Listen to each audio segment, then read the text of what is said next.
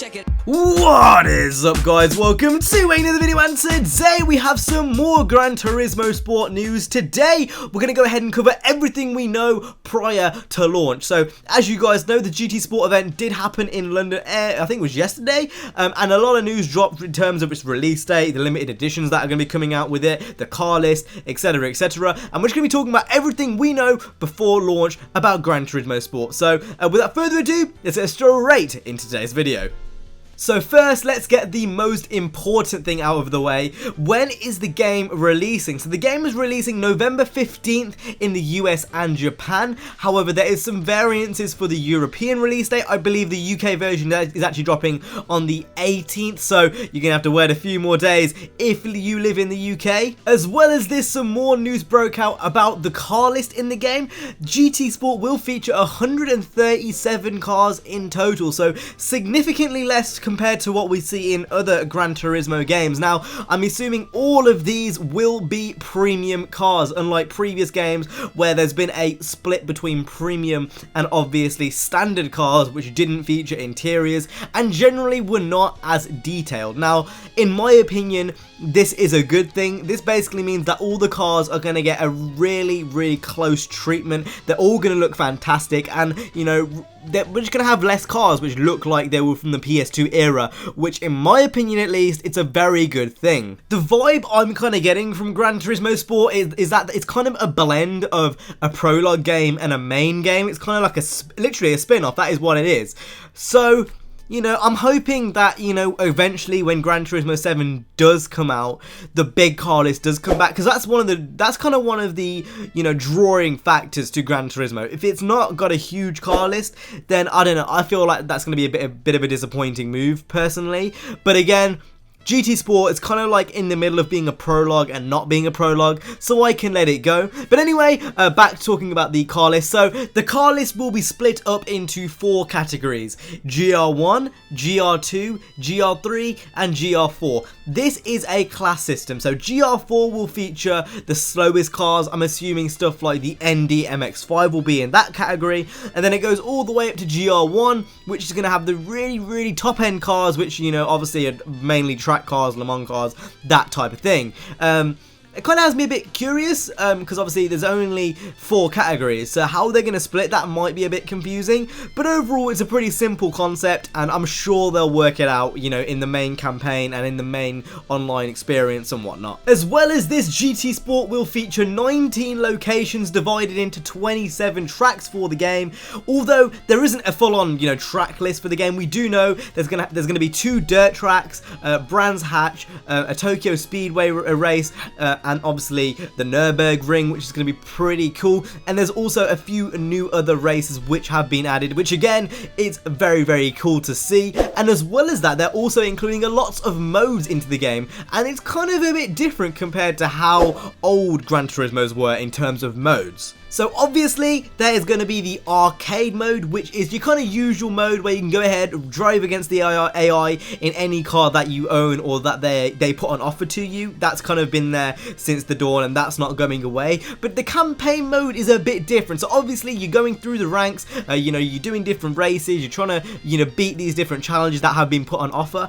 And there's 137 offline challenges to complete, which leads me to believe there is going to be more online challenges to complete as well. But as well as that, driving licenses have seemed to disappear. So as many of you GT fans may remember, you know, licenses have been in the game for a very long time. So to get rid of them, it's a pretty huge statement, and they are being replaced with circuit experience mode and general tutorials. Now, in these tutorials, they're not going to be as laborious, they're not going to be as monotonous, they're going to be very fast, very quick for you to do. So it's all about progression and not resistance. That's how it's explained in the article, which I will link down in the description below. How this is actually going to work, we don't know. We're just going to have to see how it is in the full game. In terms of actual, you know, modes and racing modes and online modes, again, we don't know what there is specifically, but apparently there's a lot that we can expect here. So I guess we'll just have to see, you know, at full launch. Finally, in terms of online multiplayer, well, again, this is where Polyphony have really tried to focus their main experience. So there will be a mode called Sports Mode. This is the online multiplayer component, but it's not just like any multiplayer component. This is an online competition supported by the FIA.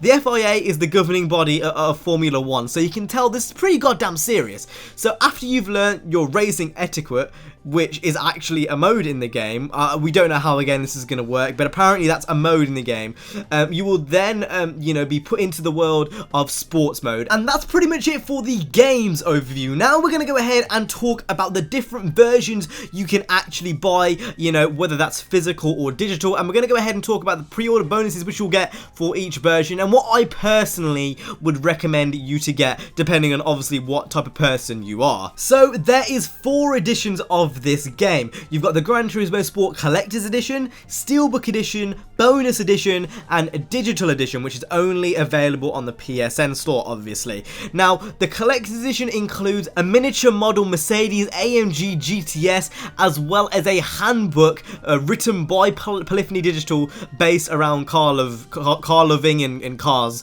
So, you know, if that interests you, then you can go ahead and get that. Now, only the US and Canadian prices have been released at the moment, and the US price is $69.99 and the Canadian price is $89.99. If you ask me, for the UK, how much do I think this is going to be cost? I'd say around £60 to £70, maybe 80. So that's kind of just a ballpark figure. Again, nothing official has been announced for the UK, but that's what I imagine it would be like. So completely up to you, really. Personally, if this was me, I wouldn't personally go for this. I think it's a lot, unless, you know, obviously if you're a hardcore Gran Turismo fan, then it makes sense to go for that version. For me personally, I'm probably going to go for the Steelbook version. The Gran Turismo Collector's Edition does also come with some other additional bonuses, which are also included in the other versions, which we will talk about shortly. So the following content, which I'm about to list off, is available for the Collector's Edition and the Steelbook Edition. So you're going to get the GT Sports starter pack, which contains 8 cars, and that includes various kind of types of race cars, so GT4 cars, rally cars, etc, etc. You're also going to get 1 million in-game credits, a livery starter pack, 30 PS4 GT Sport themed avatars, and a racing helmet for your customized driver profile. So again, take that as you will. I think it's kind of worth going for the Steelbook Edition if you're going to get all those extra bonuses. That seems like a hell of a lot of bonuses as well.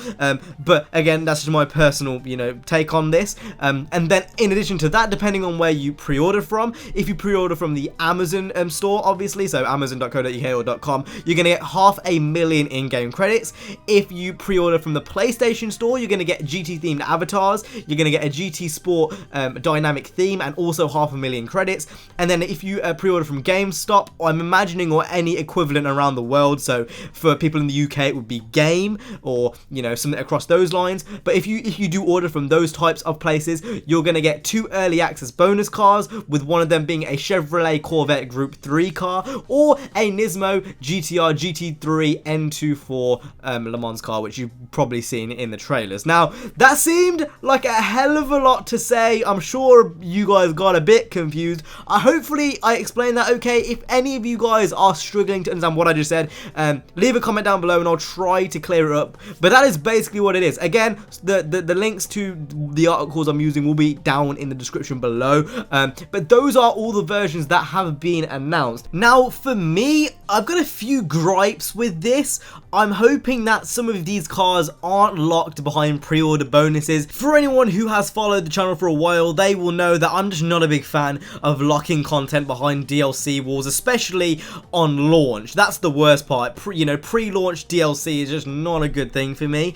So I'm hoping that's not a thing. But overall, it seems like a pretty good pre-order bonus if you're just going to get the cars free, but you can basically a head start over everyone else. I mean, I don't really mind that, but hopefully, you know, it's not like locked behind a paywall and whatnot. But that has been it for this Gran Turismo Sport overview. That's basically all you need to know about the game. Like, there's literally nothing else you need to know. That is basically a summary of what the game, well, what we know about the game before launch. So hopefully you guys enjoyed. If you did, hit the like, subscribe. If you are a big GT fan, again, make sure to go ahead and subscribe to the channel. We're going to have a lot of Gran Turismo Sport eventually when that launches in November. As well as that, I cover games like Horizon 3 and a lot of Need for Speed. So if you like those games too, again, hit the like, subscribe. I will see you guys in the next one. You guys have been awesome. Stay safe and peace.